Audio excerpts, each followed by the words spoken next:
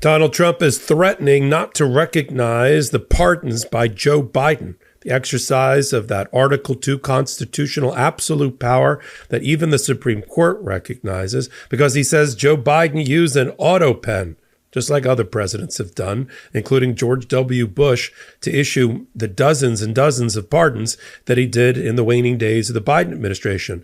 It's a threat that I don't take lightly. Donald Trump will now weaponize his Department of Justice to go after those people that served valiantly on the JAN.6 committee, Congress and staff, former General Mark Milley, Anthony Fauci, Liz Cheney, Benny Thompson, Adam Kinzinger, you name it, because he's claiming that the Constitution requires that there be a writing at all, and that writing be hand signed in some sort of feather pen or quill. That's not how the Constitution works. That's not how federal court precedent works.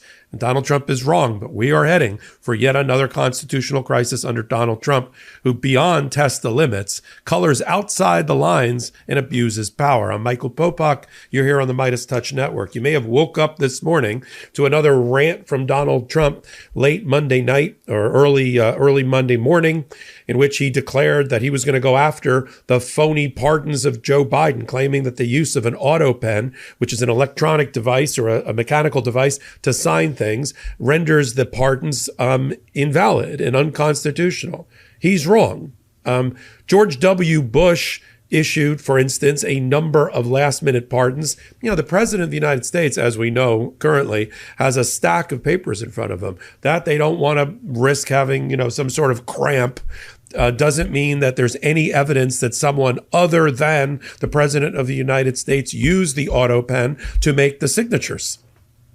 I mean, I've sat and had to sign dozens and dozens of papers. I mean, after a while, your signature gets a little bit cramped. You get a little bit tired. People can challenge, oh, that's not your signature versus somebody else's signature, or your signatures don't match. And the way to avoid that, if you're the president of the United States, is you use an auto pen that makes sure your signature, with you controlling the pen, is the same every time. First of all, the Constitution does not require anywhere in it that there be a writing for the power of the presidency to be exercised or invoked. And we already know from the immunity decision granting criminal immunity to this president, primarily, by the United States Supreme Court, they spent a lot of time and spilled a lot of ink and had a lot of conversation at the oral argument about the core constitutional powers of the presidency, including that of pardon. And even suggested at one time during the oral argument, I think this was led by Justice Gorsuch, that self-pardon was something that could happen, something we've always feared with Donald Trump, that he would pardon himself or that he would use pocket pardons, that he had already pardoned himself. We just didn't know about it. And these were just submarined and one day would resurface. But there is no requirement. I defy anyone, and you can leave it in comments if you find it. Go through cover to cover, line by line, the U.S. Constitution and tell me where there's any requirement that the pardon be in writing at all, or even signed by the president. It just has to be a manifestation of the president's intent to pardon somebody that is clear and unambiguous. And we have that. Donald Trump's argument, as you could see from his social media posts, is that Biden didn't even know what he was doing, and who knows who was running the auto pen. What evidence is there that anybody other than Joe Biden was using the auto pen? The auto pen is not what it sounds like. It's not that Joe Biden went out golfing like Donald Trump every weekend and left the pen on his desk for some human being to pick up that wasn't him and start signing and authorizing pardons. And the pardons get prepared because we like formality. And Joe Biden, for instance, was an institutionalist, believed in the institutions of the presidency and of the Senate and the House, having been in the Senate for 40 years, had been the vice president before that. So he likes things orderly. And just historically, there's been a conduct that is a precedent set by presidents to just do it in writing. But there's no requirement to do that. And when you have a big stack, a big sheaf of paper, and you got to get your way through it, if he had done 50 of these, which he did, Joe Biden, with his own signature, he would have said, oh, that's not Joe. Number 38 doesn't match 12. Oh, 1 and 16 don't match. White 1. Stay informed, not overwhelmed. Follow credible, nonpartisan news sources to track policies while avoiding sensationalism. Fact-check claims to combat misinformation. 2. Strengthen community ties to build local networks for mutual aid, food shares, childcare, to counter instability. Solidarity fosters resilience. 3. Protect civil liberties. Know your rights during protests or encounters with authorities.